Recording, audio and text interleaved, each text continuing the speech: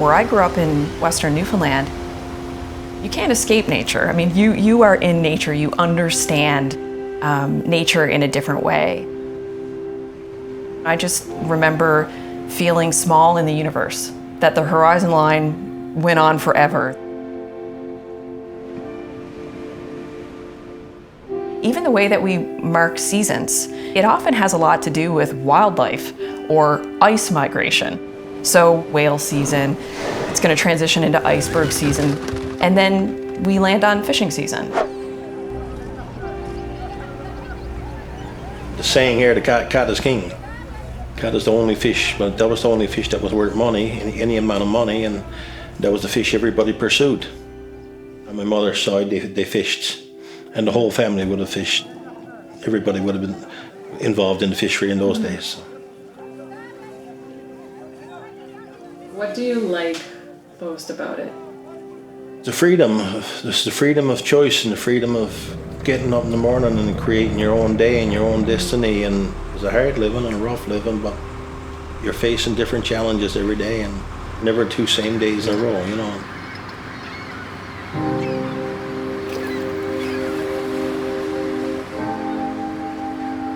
When I was little, we were part of the natural environment that we lived in. No more or less important than any other part of it, really.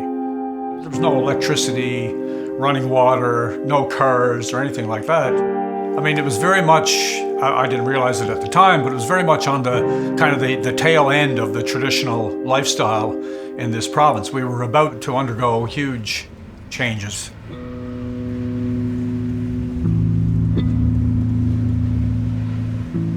So usually the story of industrialization and the collapse of the Newfoundland cod fishery starts in 1956, after the Second World War, where war technologies are taken and applied to capturing and killing fish. Diesel-powered with powerful engines, ships that could haul huge nets behind them or beside them and drag them along the bottom of the sea and catch thousands and thousands and thousands of pounds of fish in a single kind of sweep. And there would be literally hundreds of these draggers fishing like this day in, day out, 24 hours a day on those grounds for years and years.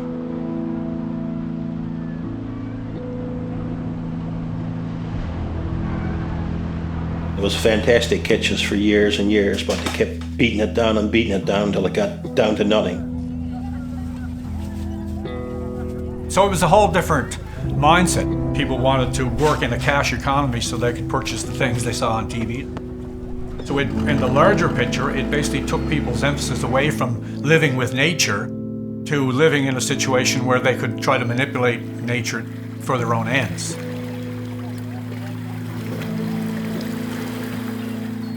You know, the language that is used in fisheries, and we think about fish as stock, and we commodify them the minute they're out of the water.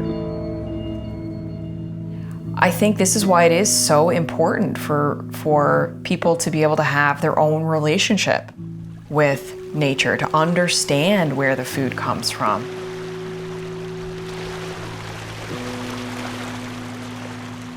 But we don't organize our relationship to it even as a food or a living species. We organize it as swimming inventory, as money.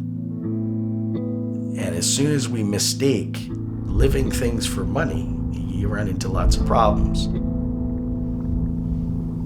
They got to a point, like we saw the fish get smaller and smaller and smaller every year. It's just quite simply, everybody's going to use the easiest, cheapest method to catch fish. It's just business.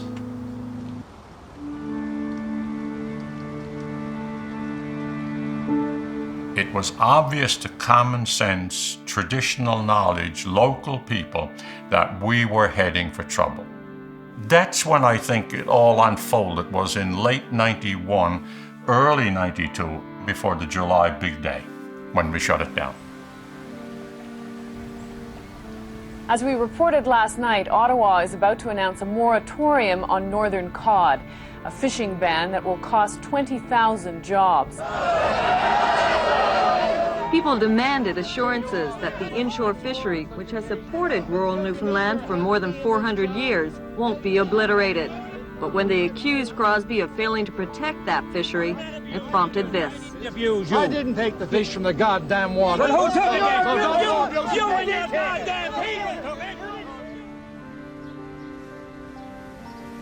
Cod, in my opinion, gives Newfoundland and Labrador a special identity.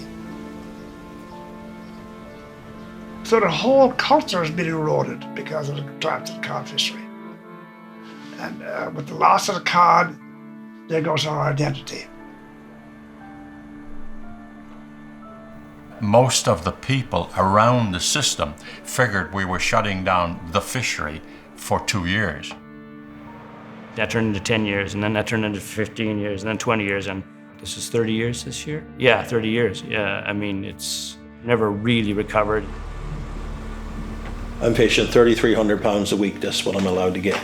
They call this now a stewardship fishery. It's just basically an experimental fishery to test, to see how things are going. It's only a minuscule amount of what was caught years ago. The reality was 1992 was too late.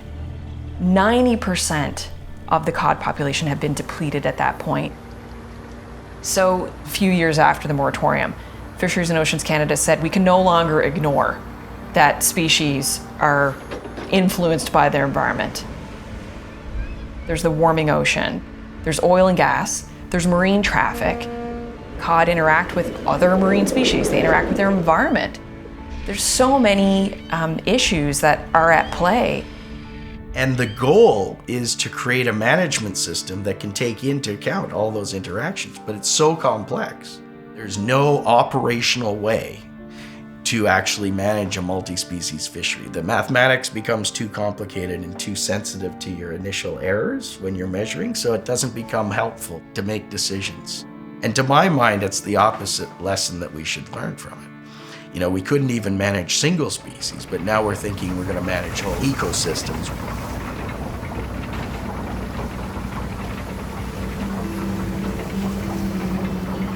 When you think about our founding narratives, we have to look at these stories and what they've told us about our relationships to other species, which is to become masters and possessors, to dominate the birds in the sky, the fish in the ocean. That ultimately is the root, I think, of the problem with our relationship with nature, is that we see it as something other and as an object that we can do with what we want, as opposed to a subject.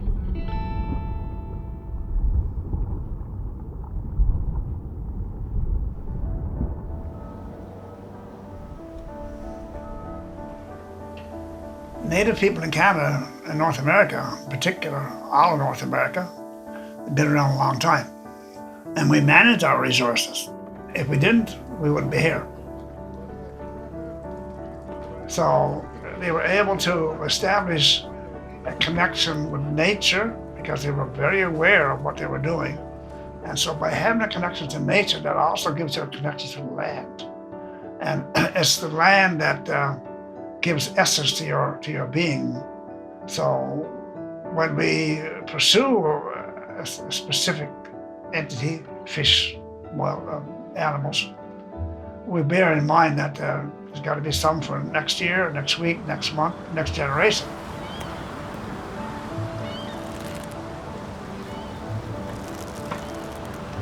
I think there's more than two values to fish. There's more than you either eat it or you sell it. There's also its value as a living thing. It has existence value. So if we think about three values, we've got on the top exchange value, and that's how we organize everything. But we know there's other values of fish. Fish also have use value. You can eat them. But we should have enough fish here so that cod can continue to exist. That's intrinsic value. That should be the number one value that we make all of our decisions around. And so our values need to be totally flipped. We need to go back to existence value as the first important thing. Then if there's anything left, use. And then finally, commodity. That's going to involve massive changes in how we regulate it in our institutions. But it's a very pragmatic thing. And really, that's where Kimberley comes in, because she's actually enacting these different ways of doing it.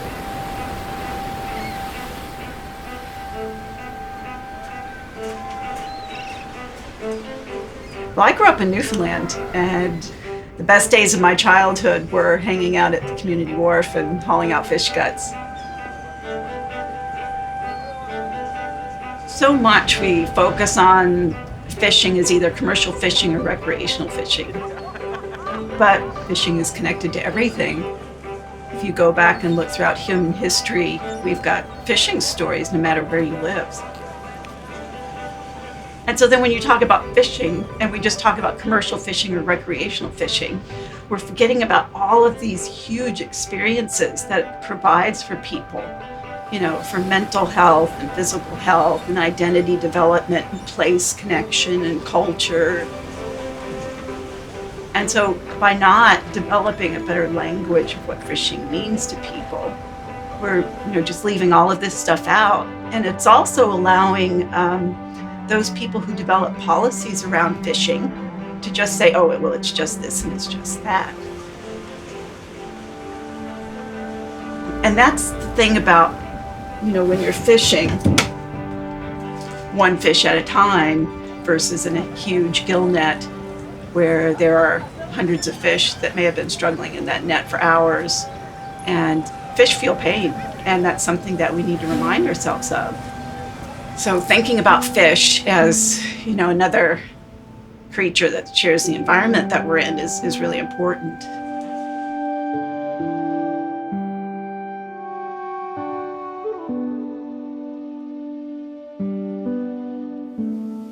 This is not a job. This is my life. Even as commercial fishermen with bills to pay, it's never our intention to catch the last fish and cut down the last tree.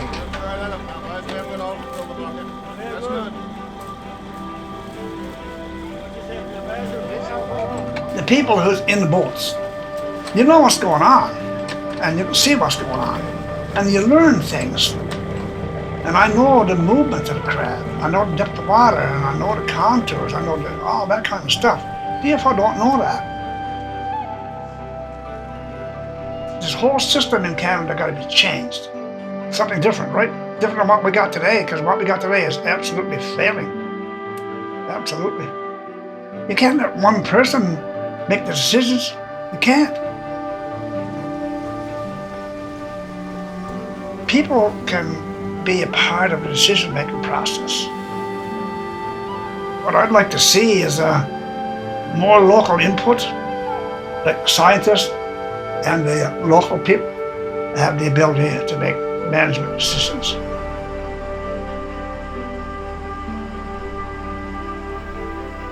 I'd love to be at any table where there's a respect for all of the views, and the centerpiece is we're looking for a balance to get somewhere.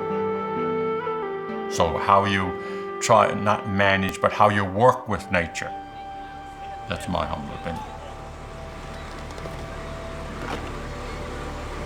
I think there's a fantastic living, there's a fantastic future. But for me, protecting the species should be the first priority, always, with no exception.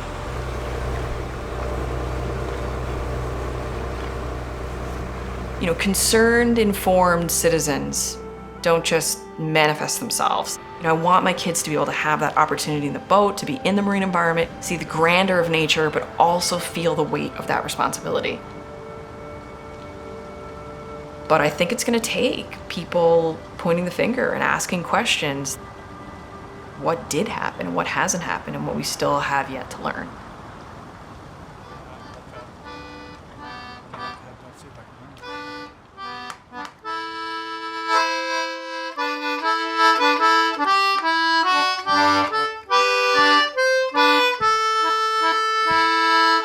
Where do the capeland go that were leaving their numbers washed up on the beach? From bird fishing that try to stay out of reach. If we could but learn what these silver schools teach about trying to survive in the ocean, to us trying to live on the shore. Where do the codfish go that once filled the depths of a generous sea, took with it livelihoods precious and free, vanished into the jaws of technology? How can they survive in the ocean if we